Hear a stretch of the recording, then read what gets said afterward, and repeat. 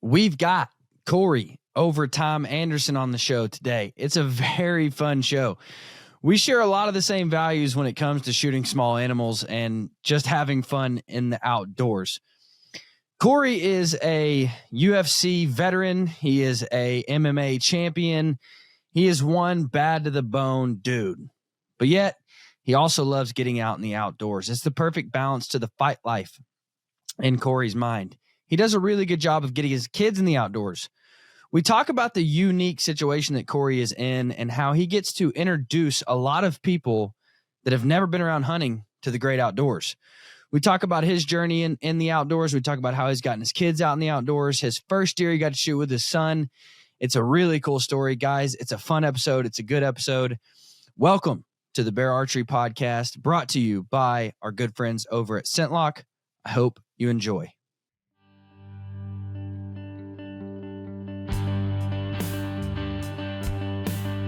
With over 90 years of innovation, Bear Archery continues pushing toward the goal of founder Fred Bear, making archery accessible for all. Fred believed the history of the bow and arrow were the history of mankind, and everyone should immerse themselves in the outdoor experience. Welcome to the Bear Archery Podcast, where the mission is simple: to hunt, grow, and inspire others.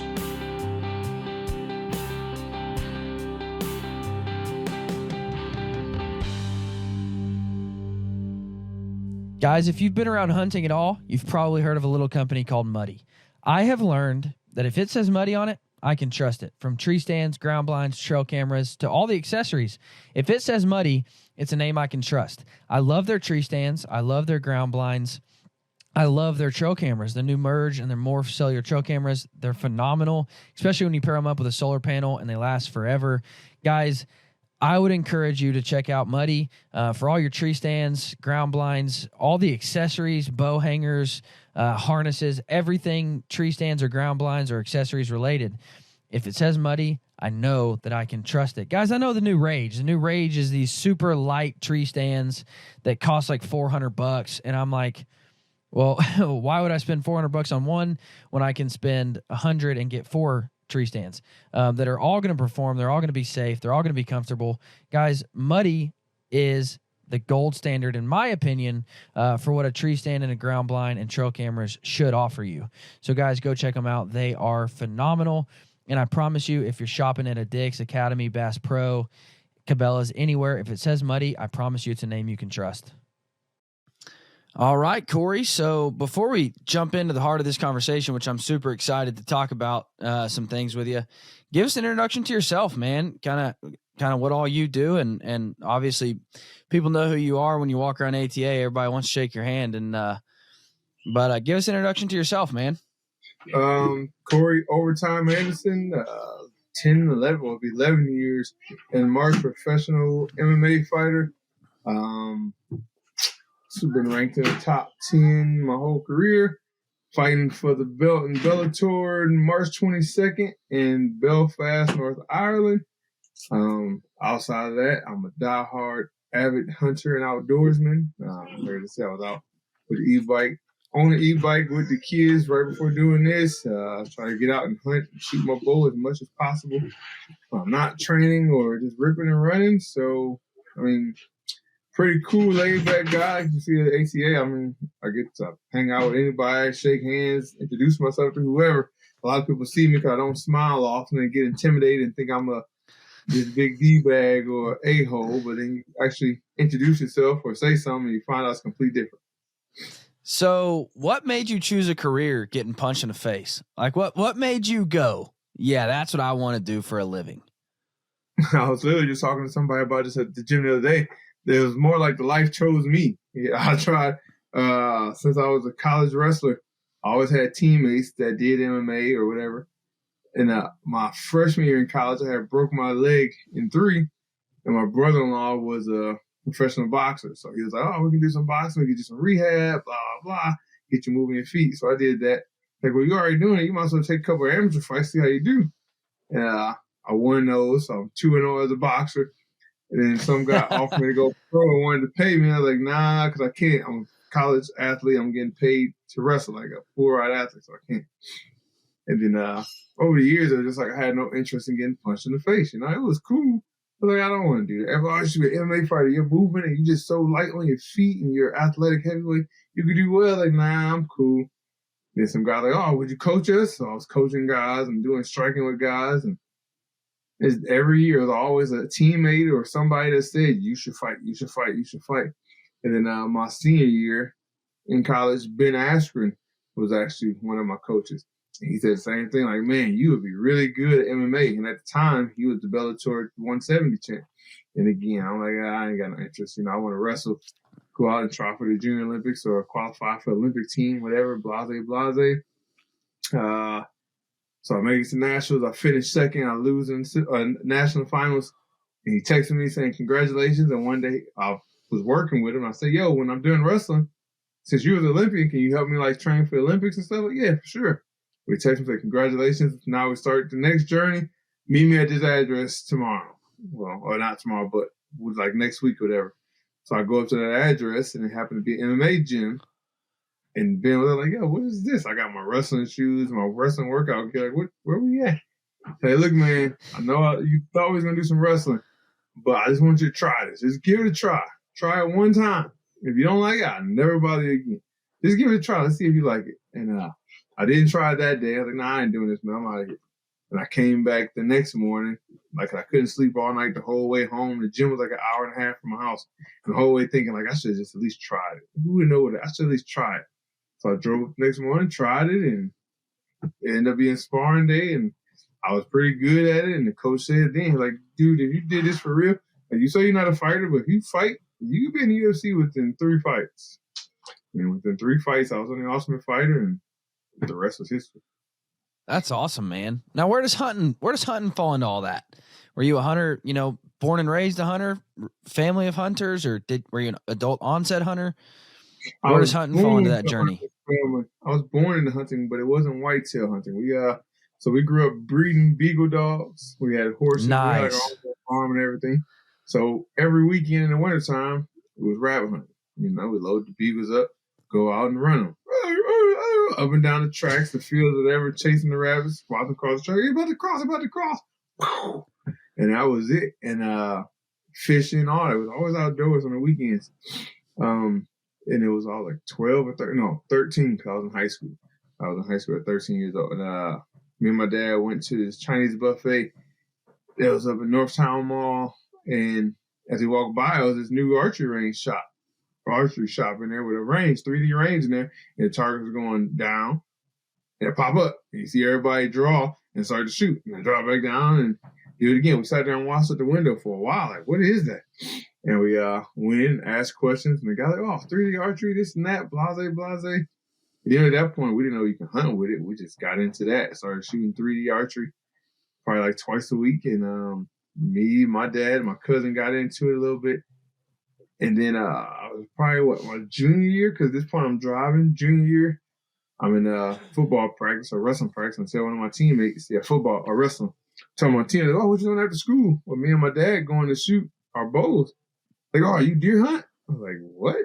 And he was like, you should deer hunt. You deer hunt with a bow, right? I'm like at this point, I had never even been out deer hunt. I never even heard of deer hunting.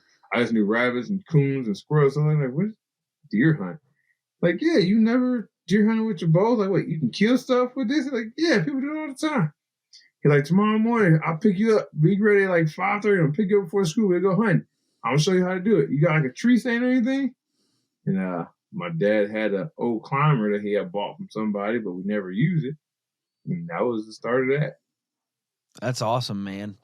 So where does the passion, and I've heard you talk about this a couple times and it was intriguing, where does the passion and the training and the lifestyle of fighting cross over with hunting? Because they're almost two different spectrums, but at the same time, you train for both, you work out for both. But whereas fighting is this, you know, punching people in the face and a brutal sport. And then you got hunting, which is a serene sport, and you're sitting and chilling. And, you know, it's two complete different skill sets. Where does that passion collide with one another? They balance each other, just like anything. That's good. You gotta have balance. So Fighting is, like you said, is kind of, in the words, chaotic. You know what I mean? It's nonstop. It's fast. Punches coming at you. You gotta react. Slip, punch, take your guy down, throw an elbow, block, this and that. As for hunting, it's just that calming moment. And and I didn't realize how hand in hand they go. They're complete opposites, but they go hand in hand for somebody like me. And I didn't realize it till after I had suffered a really bad knockout, and the coaches didn't want me training anymore. They wanted me to take the rest of the year off. It was October or November 16th or something like that, November 13th, whatever. My fight at MSG, UFC 217, I get head kick knocked out by OSP. Now, I always, even after I lose, I would go right back to the gym. I was always back in the gym on Monday. And this day when I went to go into the gym, professor, that's a jiu-jitsu coach, was saying to do it like, no, brother, not today. Like, what, I got to get back? Like, no, brother, that was a bad knockout. I want you to go home. I don't want you doing anything. I want you to just rest. You've been knocked out 2 times in a row. I want you to just rest. I don't want you to think about anything else. Take your mind off fighting and just rest. And I called my other coach here with him. I was like, nope, I'm saying the same thing. We already talked. Nobody's letting you into the gym. You're not allowed in the gym because I got the name Overtime. I lived in the gym. I was always in the gym. Like, you're not allowed in the gym, not until 2017, because it was 2018, because the fight was 2017. Not till next year. Not until New Year. You're not allowed in the gym. I remember coming home to my wife, and I was going crazy. Like, yo, what do I do? Like, all I know is training. Like, that's all I do is I train. I live training and fighting and this and that. And I've hunted at the time, but it wasn't like I do now. And she's a DeQuisto, Lone Wolf Custom Gear. That's my wife's family. And she actually said to me, she was like, well, don't you like hunting? Like, you haven't done that much since you've been here in Jersey. Why don't you go online and see what it's like to hunt? Ain't it hunting season right now? Get your tree stand and a bow. You got a bow. Matthew just sent you a bow not too long ago. Get the bow set up and head to the woods. And that's what I did that day. The next day, I found this archery shop here. Went to make sure everything was tuned up right. Went to Dick's Sporting Goods. Got a little Field and Stream climber for like $99. Grabbed a ghillie suit and some other stuff. Some scent spray. And next morning, I was out in the woods in the dark. And I remember being there still thinking about training. While you're sitting in the dark waiting for everything to happen, I'm thinking about training. I want to train. Man, I can't wait to get back in the gym. Man, I can't wait to get back in the gym. I can't believe I got knocked out. I can't believe this. Thinking about what I could have did right and did better. And all of a sudden the sun comes up and you start hearing squirrels and stuff moving and you're doing a little jump. So I was like, what the hell is that? What is that? Again, I haven't done this in a while. What is? Oh, we got moving. Oh, there's squirrels and the birds going over the top of you. And all of a sudden you find out, like you said, you're serene. You end up out there for like an hour or so just looking before you see anything, like a deer. And by the time I saw a deer and then walked off, I realized, man, I hadn't thought about that fight at all since sunup. And that's when I realized this is my balance. This is what I need. I need to be in the outdoors like this often so I don't think about the fighting. I'm always training and focusing on fighting so much. And it can break you. If you like that, like Alex Volkanovski spoke about it after he got knocked out by Islam Makhachev his last fight. It feel like you need something to do. And my balance ended up being hunting. That'll keep me from overtraining or going crazy or being hard on myself. If I have a bad practice, I can come home, pop the tailgate down in my truck, grab the bow out the back seat, send about 30 arrows, and all of a sudden I'm good. I can go in the house, start the day over. So, like I said, it's my balance, and they still go hand in hand.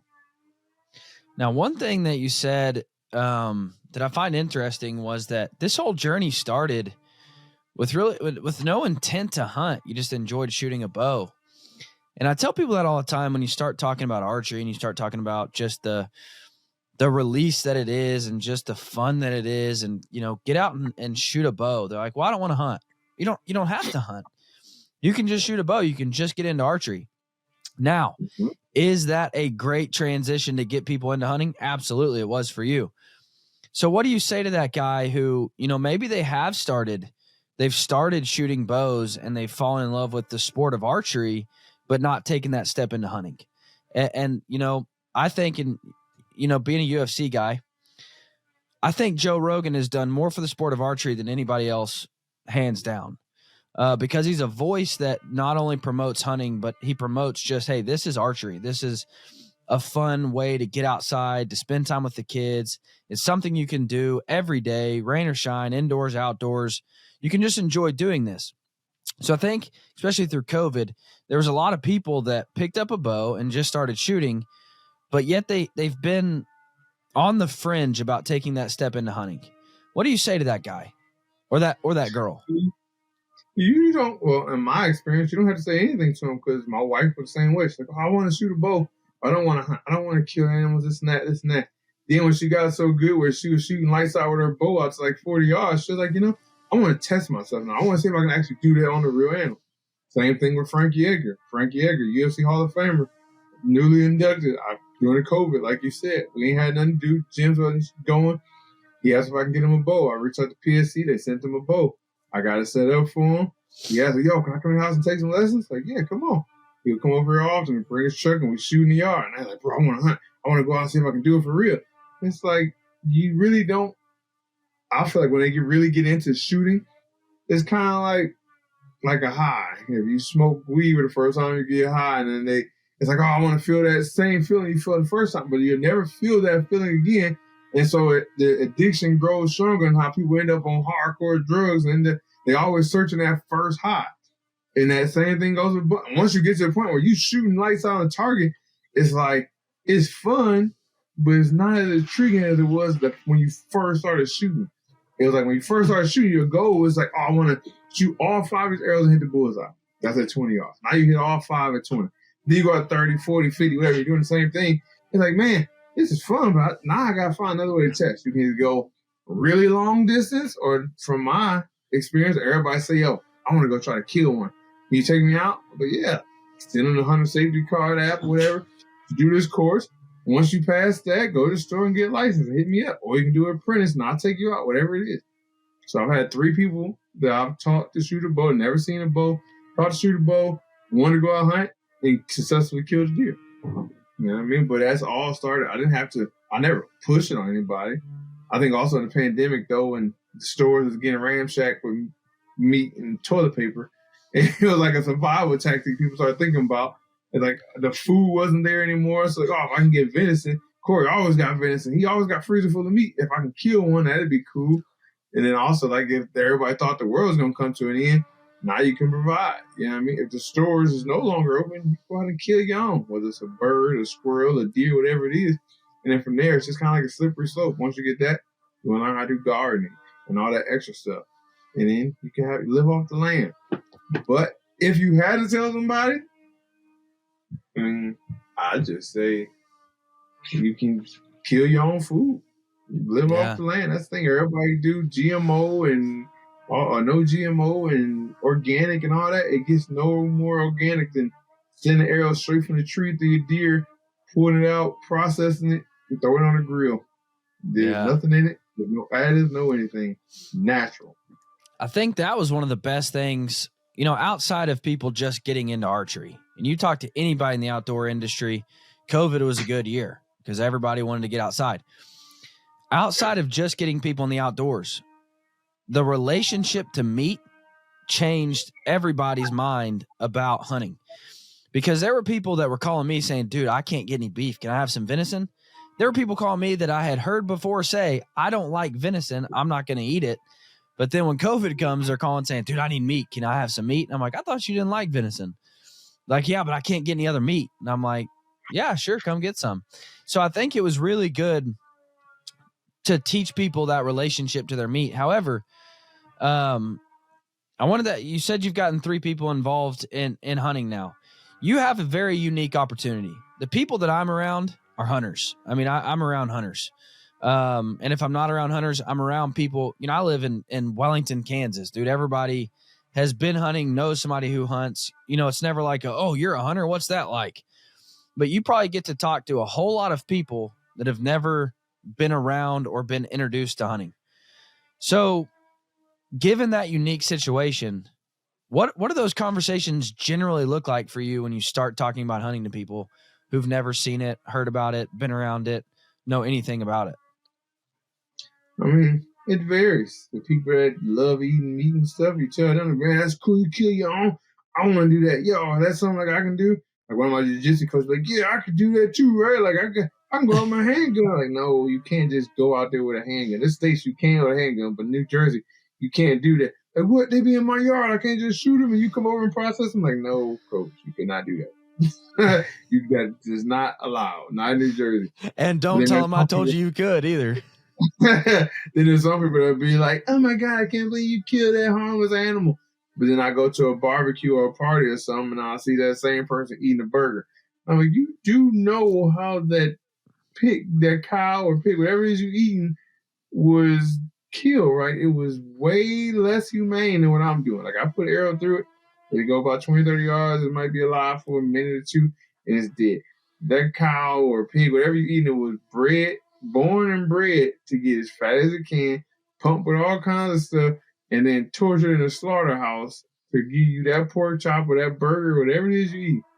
And they be looking like, oh my God, I never thought about that. Like, yeah, I know. I know you didn't, but I do. It's like that's something I respect vegans a lot more than I respect people who let somebody else kill their meat. Now, don't get me wrong, dude. I love a good burger or steak or whatever, pork chop, like you mentioned. However, those people that talk about me negatively as a hunter that eat meat, those are the ones I have a problem with. Those are the ones I have issues with when they choose to shield themselves and hide from the reality that something had to die for you to eat that. I just choose to do it myself and eat raw, organic protein rather than having, like you said, somebody else do it for me. I have no respect for that person who says, you're so wrong for being a hunter. How could you do that? But yet they shove their face full of McDonald's or Chick-fil-A or, whatever, a burger at a barbecue, at a barbecue. Those bug me so much. The people who eat meat but say I'm wrong for hunting. Yeah. I mean, I've actually had an incident with one of my sponsors. Like I said, I seen them at the barbecue. It wasn't a sponsor. My sponsor was cool with it. He actually let me hunt his property. He got like 40 acres behind his house. And once he got the house, he called me, yo, I bought this new place with all this land. I know you a hunter. You're more than welcome to come hunt it. But me and my father, we went black bear hunting. And we killed black bear. We posted a picture of it. And we posted a picture cooking it and eating it just so people go, oh, you're just killing the bear? Like, no, we eating the bear too. And then one of the ladies that was on the sponsor team with me, she goes, oh my God, I can't believe you're out there going in the woods and kill a harmless animal in their house. And then this verbatim, she said, why wouldn't you just go to the store and just buy the meat? And I was like, are you kidding? Did you really just say that? Like, you mad that I killed it, but you telling me to go to the store and buy it. And that's all I said. And she kept going. I never said nothing back. When I get back to the States, the sponsor called me like, yo, I just want to apologize for what such and such said on Instagram. Like, what are you talking about? Like, oh, that girl, this and that. I was like, because I had seen her at a party before, and her husband were bodybuilders, smashing like burgers, like 6, 7 of them at a time. And I just want to apologize, let you know they're no longer part of the team. Like, what's like anybody, first of all, if anybody is dumb enough to make that much of a statement to be mad at you for killing your own meat, but tell you to go buy somebody else's meat they killed, I don't want to be part of it. And then another part is somebody that would disrespect one of her own teammates like that, I want no part of it. So I had so much respect for the sponsor. And to this day, we like family now because of that incident alone. It's like instead of trying to join in with her and the rest of the people that was against me hunting and try to bash me, he stood up for like, yo, this man is going out and killing his own food naturally.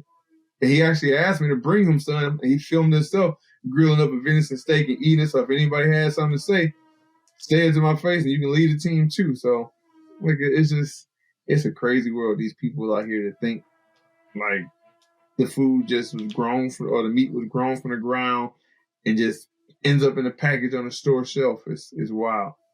Yeah.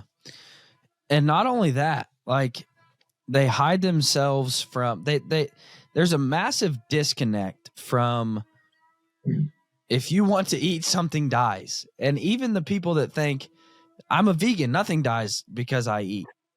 You're an idiot. Like, because those mass producers of the lettuce that you're eating are killing more than I kill by killing one deer. I promise.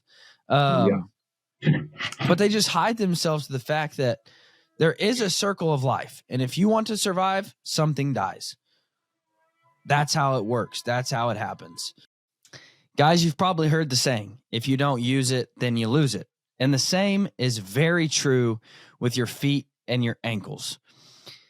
And you guys know I am a big proponent of prioritizing your feet. I want to take care of my feet when I'm on the mountain, when I'm in the woods, with a good pair of boot and a good pair of socks. However, that ideology of prioritizing your feet, it starts way before you get on the mountain. I want to train my foot and my ankle to be strong. How do I do that? With the barefoot boot. This looks like something you've never seen before, but I introduce you to one of the best ways to strengthen your ankle and your foot. This right here is going to train your foot and your ankle to be strong, the barefoot boot. Guys, we have been taught all of our life that put your foot in a super cushioned shoe with a lot of cushioning and a lot of arch support. Why? Because it's comfortable. However, what that's doing is that's weakening your foot and your ankle because they're not being used the way that God intended them to be used. This right here goes way beyond being a zero drop shoe. This is a barefoot style boot, which is going to replicate being barefoot. In other words, I get to use my feet and my ankles the way that God intended them to be used, and I'm going to strengthen that foot and that ankle. Because, guys, when we don't use our feet and our ankle, it's going to cause a lot of problems. It's going to cause our knees to hurt, our back to hurt. It's going to cause those tissues and the way that functions to break down. So this right here is a training method that I wear on a daily basis as I just go throughout my life to train that foot and that ankle. Now, am I going to strap these on and go on the mountains with them? No, but I'm going to wear these all year long to build that foot and that ankle to be stronger. So when I do put my foot in a high quality, mountain boot, it's going to be stronger and more prepared for the mountain. Guys, these things are incredibly well built. They're incredibly well made. And if you have no idea what I'm talking about with your feet and your ankles, I would highly encourage you to go check out episode 188, where I am with Mr. Chris Duffin, the mad scientist himself, one of the co-founders of Barefoot Boots. He was also a world record deadlift setter and squat setter. He knows about the foot and the ankle, and we talk all about using that and strengthening that with something like a barefoot boot. So guys, go check out Barefoot Boots. That's BEAR, just like Bear Archery. Barefoot Boots. You can go to the Barefoot store, barefoot.store on the internet, and you can even use code TRAINWILD in all caps to get a discount on your pair of barefoot boots or barefoot shoes. But guys, start prioritizing your feet and your ankle. Start strengthening that foot and that ankle so you can be happier and healthier on the mountain. So who's been the coolest, not person specifically, but like the coolest situation where you've gotten to take somebody and introduce them to archery, get them hunting, get them involved? What's been the coolest kind of situation there for you? I think it would be Frank Yeager for me, because he's like my mentor in the fight game. If you follow the Ultimate Fighter, you would see I was on there, kid with 3 fights, knew nothing, won the fight again, and Frankie picked me first. From there, I won the Ultimate Fighter. Then he invites me to move to Jersey, live in his father-in-law's house so I can train with them and just learn the game, because he saw something in me and knew I could be a world champion one day. And just to go ahead and share that with him, because when I got here, some of them still call me Big Country, like Big Country, old country Corey, because I came from Illinois, never even knew they had woods in New Jersey. I was dead set on not moving here or not coming here because I'm a country boy. I need woods, I need hunting, I need all that. My manager's like, brother, if you find something, just go.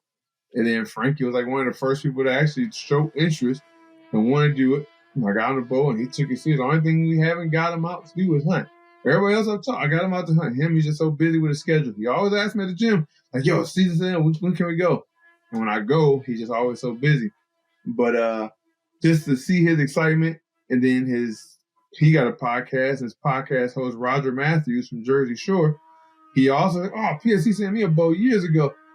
Oh, maybe I can get another one. So I got him hooked up with a bow. And then he wanted to come out, so he was trying to do a hunt with all three of us. But that's probably my coolest one to just see, because he grew up in Jersey Shore, never knew nothing about hunting, never introduced to a bow, any of that.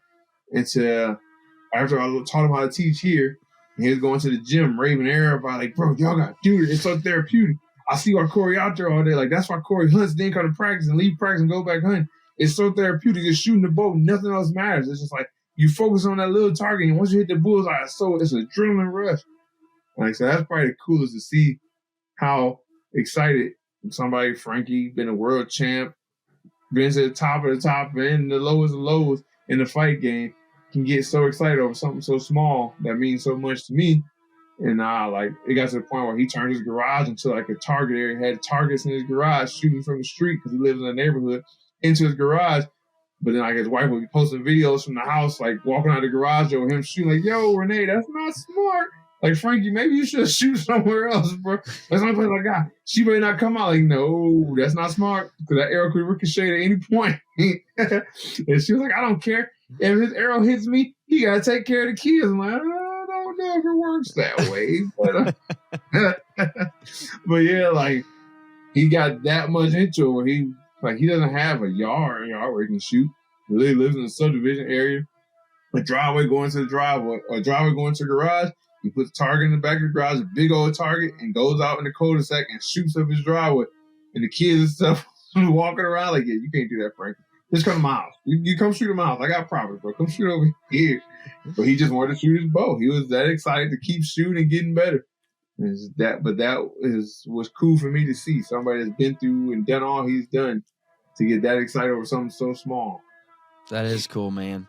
So you talked about the progressive change that takes place in hunters and wanting to take that next step, wanting to try something new, push themselves to be better, and which again correlates perfect to the hunting world or to the fight world.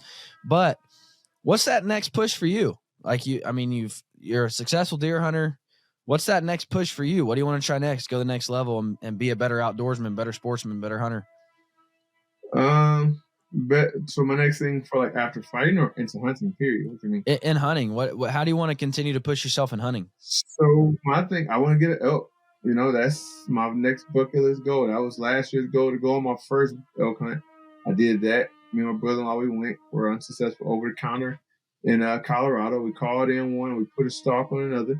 Now this year the goal is to harvest my first elk, and after I do that, it'll be do a moose or something like that, and then. I always say once I get to the point where I'm kind of like dead on with all my shots, so I can get on the elk and do it pretty easy, then I'll move to traditional bow and start doing that same thing, same process. Kill a whitetail with a trad bow, a black bear with a trad bow, move to elk hunting, whatever. Just challenge myself. But it's always more you can do. Just got to dig a little bit and figure out what it is. So that right there is my next progression. Get that elk first. Like I said, I could do like a guided hunt where we're most likely going to get into them and you stay in a hotel, resort, and all that kind of stuff. We went my first time. We drove the trucks to the bottom of the mountains, had all our stuff in the packs, hiked up to 9,500 feet, camped out, got up every morning, go up to 13.5, up and down, crawling, climbing, scanning, glassing, calling, moving around. Then that was probably one of the hardest things I ever done. And I'm going to do it again until I kill one. And then it's funny when you're on the mountain, you're saying, this sucks, dude. I'm never doing this again. You immediately get home and you're like, God, I can't wait to go back, dude. Yeah, I was just saying it sucked, but I never said I wasn't going to do it again. I looked at my brother-in-law because he was struggling. I said, man, this sucked. Down here, like, bro, he's done an elk hunt before, but he did it with a guide. He's like, bro, this is like horrible. Like, I thought I was in shape. I was climbing hills with a weighted vest and my training mask. Come on, I'm dying here. Like, I ain't gonna let you die, bro. Come on. Like, I can't wait to do it again. If we don't get one this time, I'm coming back. Like 100%. He said to 100%.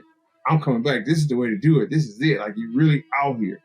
And you just don't know what's gonna happen. Anything can come through camp. You can come across anything in the field. It was cool. It was an experience. I just want to do it again. Now, have you ever bear hunted in New Jersey? Because they got some giant bears, dude. No, I have not bear hunted in New Jersey. Actually, so this year, when I thought about doing it, I live in Indiana, but I do my fight camps here in New Jersey. So I was actually back in Indiana when the season came out. And then the other past years around where I am, Governor Murphy has shut down the seasons around here. And there's a guy, one of my coaches up north, and he was sending me videos of black bears walking through his parents' properties. Like we just excavated all this land. It's just flat. Look at all those bears just walking across the wide open. Like, come get one. I just never made it up there. It was so far up. But I would definitely do it if I was here with the time and not training. I would definitely go up and give it a try. Yeah, dude. Bear hunting has become an addiction for me. I love bear hunting. And I've always wanted to make it to New Jersey because there are giant bears in New Jersey. But you talked about wanting to go to the biggest bears are in North Carolina. Yeah. Yep. North Carolina, Wisconsin has big bears. That's what's funny, dude, is people think bears are like, I don't know. They like, you tell somebody like I'm going bear hunting, like bears. And I'm like, yeah, you live in Oklahoma. There's bears where you live. Like there's bears in our, like they think there's some mythical far off creature. And I'm like, do you realize that most states have bears? Most states have a huntable bear population even. But people just immediately think that bear hunting is like some far off mythical hunt. And I'm like, not really, man. You can kill bears in a whole lot of places. But you talked about wanting to make the transition to traditional archery. One of the best things I've ever done for myself was make that transition. Because you get to the point, and somebody told me this, Tom Klum from Solid Archery Mechanics. He was like, dude, I would encourage you to switch. And I'm like, why? And he said, because you get to the point with a compound where you're either shooting good and you're satisfied or you're shooting bad and you're pissed. Like, cause there's never like that euphoric high anymore. You know, you just pull your bow out, fling an arrow and you're hitting it. He's like, but with traditional archery, it sucks so much that you're either shooting decent and you're satisfied or you're shooting good and you're like euphorically high. And sure enough, man, I don't even like shooting my compound anymore.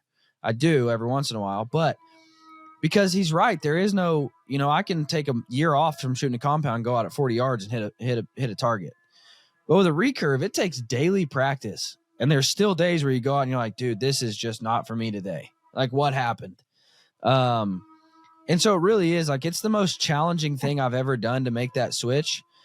But also when I shot a deer with it, it was like I was 12 again, shooting one for the first time with a rifle, like just so incredibly psyched.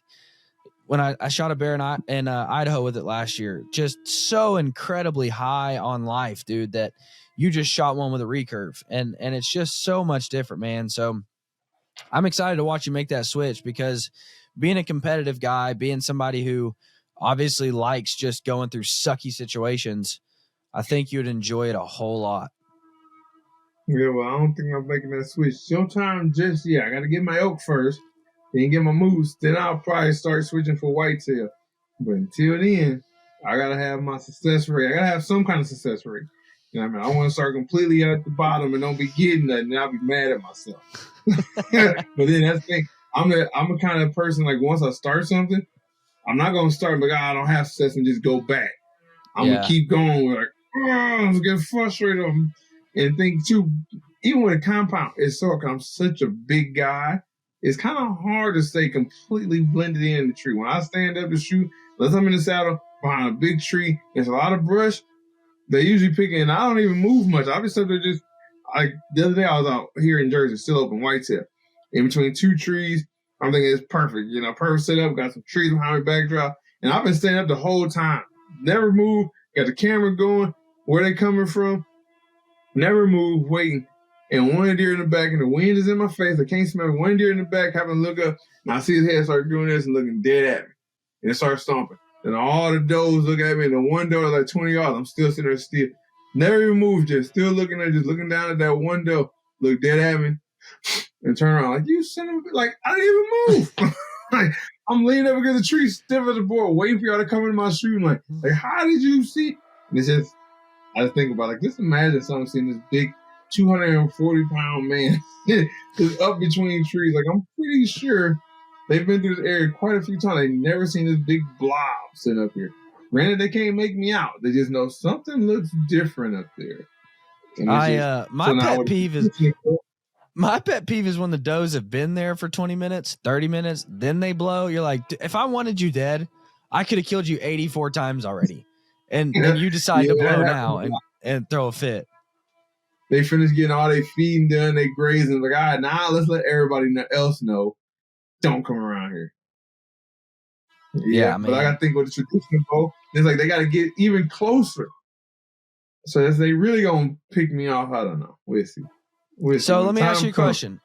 What would you say your average shot distance with a compound is?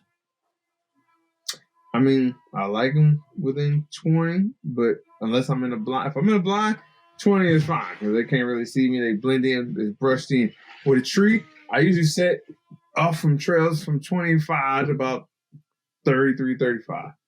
That way, give me a little bit more time that I can draw before they get there. When they get there, it's like I got so much brush around me, like it's kind of hard. You know, they can see very well. I feel like that extra 10 to 15 yards help kind of like distinguish, like it make them do the head bob a little bit more. And when they put their head down, I'm already at draw, and it's time to smoke them. You know, but 20 yards, I feel like by the time that I start drawing, because I got 32 and a half inch draw, so I'm doing nice and slow. Oh, that's a long, long, long draw to get here. By the time I'm there, they just spotted me off. It's like, if I yanked it back fast, it'd be too fast, they'll see movement. So it's like I'll be slowly drawing, and one of them be walking and just happen to be dipping, they'll see that movement. I'm stuck at half. Then I start shaking. It's like, nah. 30 yards, I start drawing at 40, and I got time before they get in that window to see me. By the time they see me, one of them already is in my shooting lane. It's too late. You're going down. Sorry. See, I always made that, I don't want to say excuse, but I always made that argument of, well, I got to let them get closer. Then I started doing a whole lot of research, and the average shot distance for Pope and young animals is 17 yards, which is completely doable with a recurve. And I just thought, okay, well, if and that's not just traditional archery, that's compounds and everything, but the average shot distance for a Pope and young animal is 17 yards. I just thought, man, if I can shoot 17 yards with a recurve, I'll be fine. And so I just started working with it, man. And now don't get me wrong, I went on an elk hunt last year, and I packed the compound because I'm like, I don't want to elk hung up at 40 yards and then drive back 1,800 miles thinking, God, I wish I would have had my compound. So I took the compound on an elk hunt. But guys, there's one fabric that if you're not wearing, you absolutely should be. It's a magic fabric. It changes everything about the way you layer, everything about the way you dress, everything about the way you hunt, and that is merino wool. I couldn't even begin to tell you all of the benefits of merino wool, and I'm going to miss some for sure. But guys, whether it's summer or whether it's winter, this is going to keep you cool in the summer. It's moisture wicking. It's going to pull the moisture away from your body, but it's also going to hold your heat in the winter. It is antimicrobial. It doesn't smell. It doesn't hold scent like other fabrics does. So if you're out on a 5-day hunt, you don't have access to a washer, this is not going to hold your scent. It's not going to get stinky and nasty. It's also quick drying. You can hang this up in your tent. You can hang it up on a clothesline. It's going to dry really quick. But the coolest part about merino, in my opinion, is that when it gets wet, it still maintains its warmth properties. So if there's a light rain or a snow and this gets wet, it's still going to keep me warm. There's no itch. It's non-allergenic. It's an amazing fabric. Minus 33. I stumbled upon minus 33 by accident. I was on backcountry.com and they were having a blowout sale. I needed some new merino for a hunt that was coming up. And so I dove in, I bought it. And when I got it, it was the softest, best merino I have ever felt in my entire life. I've not worn anything but minus 33 socks for everyday life, whether I'm hunting, hiking, or just, out for the day. I haven't worn anything but minus 33 socks in over a year and a half. Every single day I'm wearing their underwear. Every single time I'm out hunting, whether it's 100 or whether it's 5, I'm wearing some sort of beanie to cover up my chrome dome and to keep that covered up and warm or cool, if it's in the summer. But also that UV protectant. I like to wear it in the summer. Guys, minus 33 does merino, in my opinion, better than anybody else does it. Go check out minus 33 for all your merino wool. And if you haven't ever tried merino, guys, you are missing out. It will change the way you layer. It will change the way you hunt. Go check out merino wool and go check out minus 33. Now, one thing that I really do, I like about what you do is you make it an effort. And just now you were just out with your kids, just in the outdoors, not even hunting, just getting them outside. You make a strong effort to get your kids in the outdoors. Have they been receptive to it? I mean, do all of your kids like to get out, like to shoot bows? Or has there been any kind of, I don't really want to do that? Nah, my kids don't have tablets and all that stuff. All they like is going outdoors. Remember, let them watch screen, got a little bit of screen time. We want to get stuff done, watch TV. But for the most part, playtime is going outside. They love going outside. When I'm back in Yeah. Indiana, I go to my bow shop. Even here, I just haven't been in the bow shop here because I've been in fight camp. But when I'm back home and I ain't doing it, I go to the bow shop. And I'm like, Dad, can I come out with you? Oh, yeah, he got his little tool bench in my bow shop where he act like he working on his bow. Like, I'm working on my bow too, Dad. Look, I'm doing this. Like, all right. Like, Dad, can I shoot for a little bit? Like, yeah, you can shoot. I got the target in there. Like, something like I use it for paper tuning, but for him, it's perfect. His arrow can go from one side of the little shop to the other side, hit the target, and it's sticking. He gets excited about it. Then I want to go outside and shoot. Like, no, you not set. You don't know how to anchor and hold it still and aim at 20 yards there, man. We're going to start here. Once you get it here, we'll go out. My daughter has his old bow, the PSE guide is to do with fingers, and she'll go out, pull it back with her and help her and release the arrow. Like, everybody does. And it's like one of those things. Kind of like the kids don't do what you tell them, they do what they see. Yeah.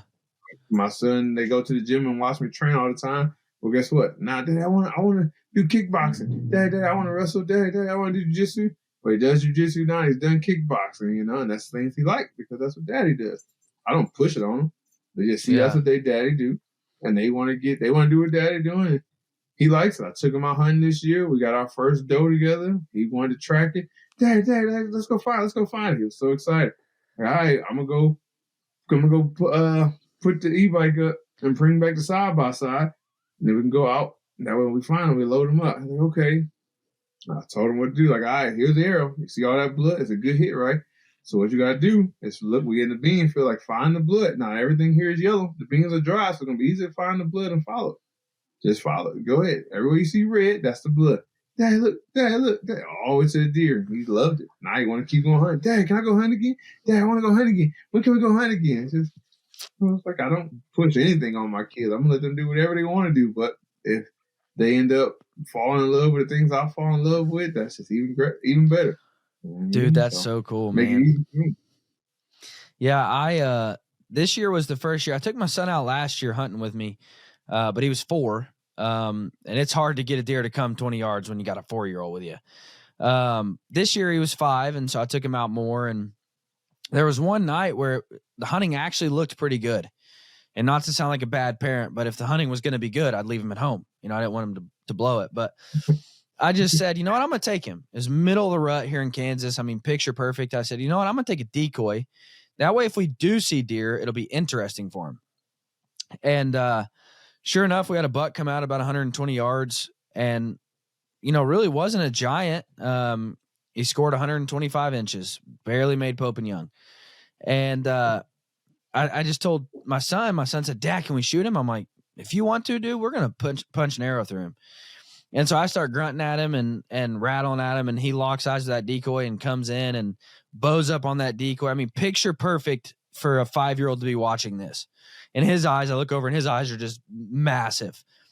And dude, the scenario you just said was exactly what my son and I went through. Like I shot it, and he immediately says, Dad, let's call Pop. That's what he calls my dad. And so I FaceTime my dad, and he's like, we just shot a buck. He's just screaming at my dad. And we go through the field, and I just hear him. I saw where he dropped, but I wanted to teach him tracking and blood trailing. So, took him to the arrow, just like you said. And then, like, when I'm just listening to him, and as he's falling the blood, I just hear him whispering into himself, no freaking way, no freaking way, no freaking way. And then he runs across the field to that buck, dude. It was an unreal situation. Like, to this day, man, I don't know how you can beat that. Like, I don't care if a stinging 400-inch bull comes out screaming in my face. Like, that being there with my son, like, and him seeing that and being around. Now, of course, when he shoots his first one, it'll be better, but it was just unreal, man. Absolutely unreal.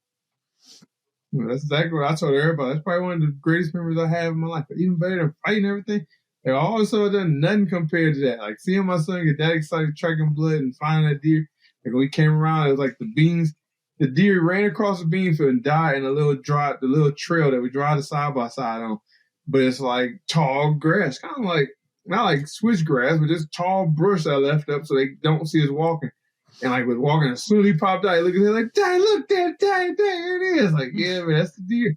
And they just see him get excited and run up on him. Like, I want to help you gut and everything. So that's probably one of the greatest memories I got. Until he can get one of his own, That's gonna probably be the top hunting memory I had. That first kill with my son, and like I took him last year when he was 3, and that was no way we was gonna get anything. With like a little pop up American step blind about 20 yards from where they come out, like everything that moved, daddy deer, and even then, that was probably one of the most exciting moments for me. Like I had the camera around, I just turned the camera, put it on him for a little bit, let him get excited, I just turned it off and just sat there, put my bow down. I didn't know it was gonna come just to watch him get excited, thinking he's seeing deer everywhere. Then this year we went out the first time I told him we went out for the buck, my shooter buck. I had 11 pointer on my property. And I explained, like, remember, you gotta be super quiet, man. They're gonna come around. We're in a big muddy blind now. They're gonna come close, so I'm gonna walk right past us. But we gotta be quiet because they can hear the movement and everything over in there. So he had like 3 does walk literally right in front of the window. Hey, look. He'd pull out my rangefinder. He's a rangefinder. Act like he sees something like that. You see those deer way over there, and it was deer. And then like the bucks came out and oh, Dad, look at that one. We can shoot that one. Like, that's too far, man. We gotta get closer. Oh, Daddy, shoot. You can shoot. I see you shoot far. You can shoot far. And just see him get so excited. We had a bobcat. We had a blast. We had a bobcat at like 200 yards, and I had my recurve, and he was like, "Dad, shoot that bobcat." And I'm like, "Dude, that's 200 yards." Like, and it's a bobcat. Like, yeah, ain't happening, bud. No, but that's something I strive to do. Like you said, like the first couple times I felt like a drill sergeant. I'm like, sit down and shut up. Like, don't move, dude. Quit moving. And he would, move to get a candy bar or whatever. I'm like, stop moving. And I just told myself, I'm like, he's not going to like this. If I don't let him have fun, he's not going to like it. Walking into the tree stand, he's like, Dad, look, acorn. And he wants to stop and pick it up. So it takes 2 hours to get to our tree stand because he's like, Dad, look, a stick. And he wants to carry it. And I'm like, yeah, bud, that's a stick. But I've just told everybody since then, I learned a valuable lesson, and that's let the kid have fun. Like, yeah, you're going to blow deer out. You're going to mess up. Like, it's inevitable. So did you when you were starting out. But if you don't let that kid have fun, they're not going to be a hunter. Like, they're not going to want to keep going. They're not going to want to go sit and not – they want to have fun. Make it fun for them. And so that was a very valuable lesson. How old's your boy now? You said 4? He's 4. He'll be 5 in March. All right. So I got to ask you another question. You said do as daddy do. Does he just go around punching everybody in the face? Like, does he just want to fight everybody? So now there is times we've been to a birthday party where he was like, I think he did 3 or 2 at a time. There was another one of my sponsors' birthday party. His son's the same age. And I don't even know what happened. But I know where they playing. My wife was like, Corey, look. And my son is, and like, right as I look, he was just like, just hit the kid. Like, see, you can't do that. My wife was like, you see that right hand? That was a nice right hand. Like, stop. Like, I was about to say, as a fighter, don't lie, dude. He was a little proud too. You're like, dang, yeah, my like son. he put it up and then he turned it over and everything. And like his sister, she the one. She's bad. Like, she fighting every time a little girl, somebody come, they fight on something. She be pushing people down, grabbing them, throwing them to the ground, punching them, pushing them, pulling hair, scratching. It's like, Nina, stop. And she always growl. I was like, stop. I'm like, where did she get that from? Where did she get that growl from? Then I'll be doing something in the kitchen or downstairs and I get frustrated. I go, but, oh. That's what she got it from. It's frustration coming out of us. Like, that's my girl. But that's cool, man. So 2 questions before I wrap up. What's the best, outside of your son, because you've already shared that story, what's that number one memory for you in the woods? That number one trophy? Maybe it is the biggest deer, but oftentimes it's not. But what's that number one memory for you in the woods? My first deer. My first deer was like a 300-pound Illinois 10-point whitetail, or a 10-point big old monster rutting whitetail. That's cool. How old were you at the time? I was coaching college wrestling, so either 22 or 23. Because I've been hunting since high school, but I didn't kill my first one until late. I mean, well, being a college wrestler and an athlete, wrestling season is through hunting season every year. So it's like, it was always, I come home for Christmas, but I come home for Thanksgiving. And they let us off Thanksgiving break, but we wrestle all the way up until Thanksgiving Day. So we go home to eve of Thanksgiving, eat Thanksgiving dinner, then we got to head back the next morning. So I never could really hunt. And then Christmas, we go home, the day before Christmas Eve, and we stay till New Year's. So all my hunting was always limited. The rest of the season goes through February, March. All the seasons are over with by then. But so when I was coaching, I actually went home one weekend. I didn't have to go on the road. Went home, went to this little small spot I had, and not knowing what I was doing, blind call with the Primo's bull, the roaring bull, whatever. Grunt my dad had, his rangefinder, all his stuff except for my bow. And this grunt is raining. And everything ain't nothing coming. It's raining. I'm getting down. It's starting to get dark. I let my bow down. I had a Fred Bear Element, actually. I let it down. The same bow I got since high school. I'm getting ready to step on the ladder to climb down. I hear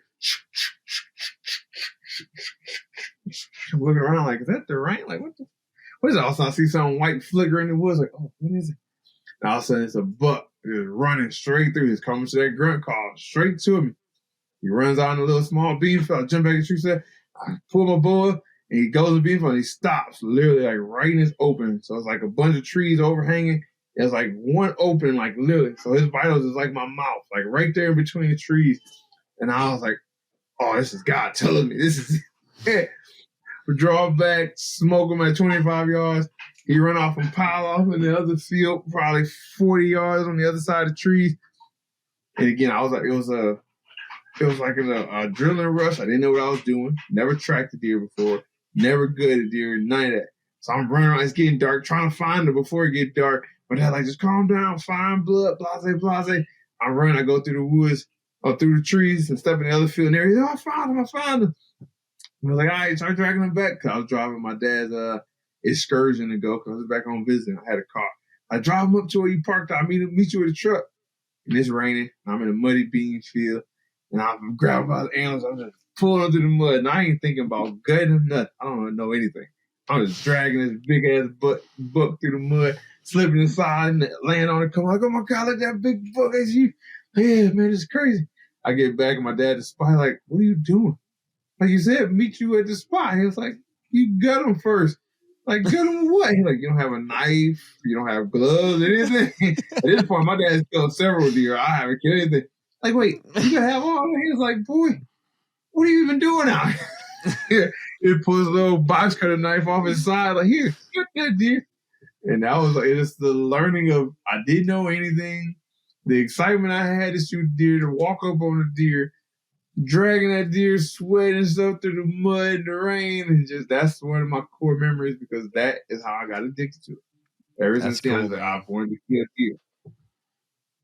That's cool. All right, let's get down to the nitty gritty of the MMA. Who's the baddest dude you ever fought? Oh, baddest dude I ever fought. I'm gonna have to say, I'll say Glover Teixeira. Who's the one guy you would never want to fight? There's no such thing. That's a good answer. I like it. But I would say Frankie Edgar because he's my mentor.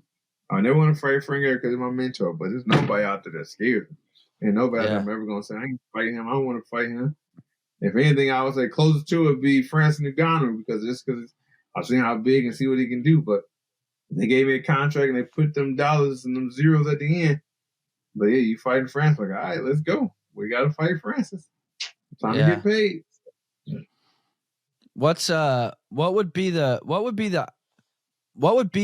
If I could draw up a fight for you, anybody in the world, who would it be? Somebody you always wanted to fight. John Jones. That'd be awesome. That's the one I always wanted. That's the one they never gave me. I earned it a couple times. I just every time it was my time to get to fight him, it was always some reason why we can't let you or you didn't do this, you didn't do that. Until I lost again, they're like, oh, now you lost, now what? And that's when I parted ways with where I was and went to where I am now. It's kind of like, it is what it is. I ain't going to keep fighting an uphill battle. I ain't going to get to fight them, so go somewhere else and just make this money. Yeah. And that's what we do.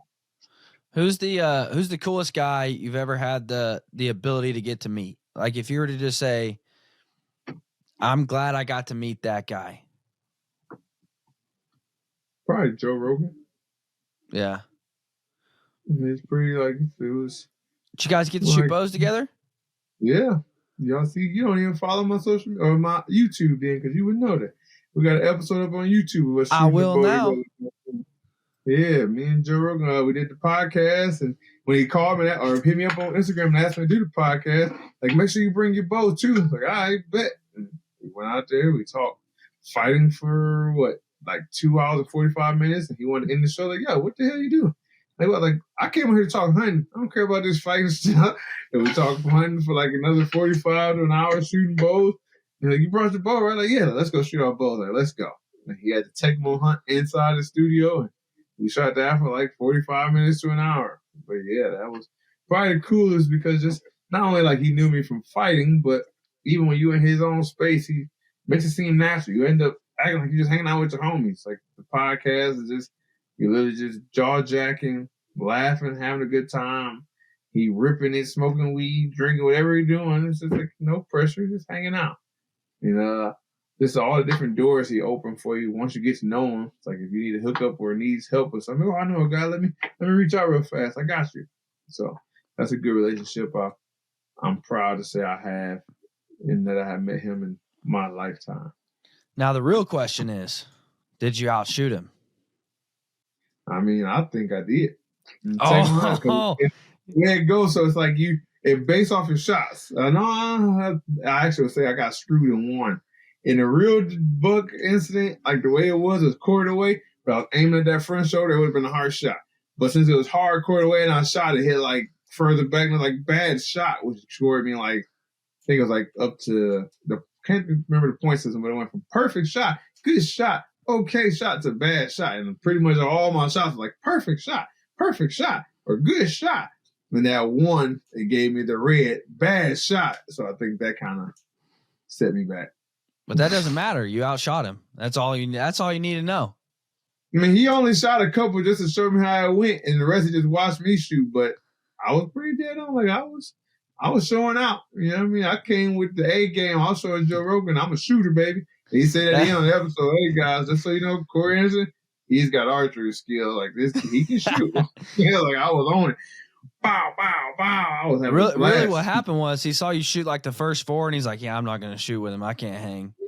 That's what it is. I didn't even think about that. I thought he was just letting me get some free time and just go have fun because it's something he do every day. That's what it was. I intimidated Joe. You heard it here first, folks, guys. Corey said Joe sucks and he can't hang. Oh, I ain't say all that. I was say Joe, it's time for a rematch. This man ain't just throwing out shots. Yeah. Don't get me banned out here. Time for a rematch. Next time, just take him a recurve and say, you shoot this, I'll shoot the compound, and we'll have fun. Yeah. I mean, I'm sure he would do that. I'm pretty sure he probably shoots a recurve on the side. I don't know. Maybe he don't. I just know he loves archery just as much as me. That's cool, man. Now, plug your YouTube, because I'm going to search it right now. Yeah. Y'all don't be like Dylan. Make sure y'all go there and check it out. Outdoors with Overtime, baby. Just like it is on the hoodie, the hat, everything. So, yeah, we got the Instagram, TikTok. We don't really use TikTok, but we're trying to grow it. And the YouTube, everything outdoors with me. Outside of fighting, there's very little fighting. I had a little fight camp stuff on there, but everything else, it all started just to show people another side of Corey Anderson that they knew or that they didn't know. Now it's outdoors, hunting, taking my kids out, fishing, camping. I got to get some dirt bike stuff up. I do it all. Everything outdoors, that's me. So go out there, check it out. You heard it here, folks. Dylan doesn't suck. Subscribed. I got it. Now, I'm on there now. Dylan don't suck as much anymore. Still a little bit, but not as much. Only because he didn't know yet. Only because he didn't know yet. He's not that bad over it. He's pretty cool. From my first impression at the show and then now, it's a guy I think I can hang out with, shoot the subscribe. With. But the fact that it took me this moment to make him subscribe, that's not very loyal of me. I'm on now, though. I'm gonna watch every single one of them tonight. Tell your friends. Tell two. Check me out, baby. How many videos are on there right now? You think? I got a few hundred on there now. Oh crap! All right, about 4 years consistently. I'll watch them all by Saturday afternoon. I've got a few days. I'm gonna watch them, every single one of them, and I'm gonna comment on every single one of them too. I'm just gonna comment.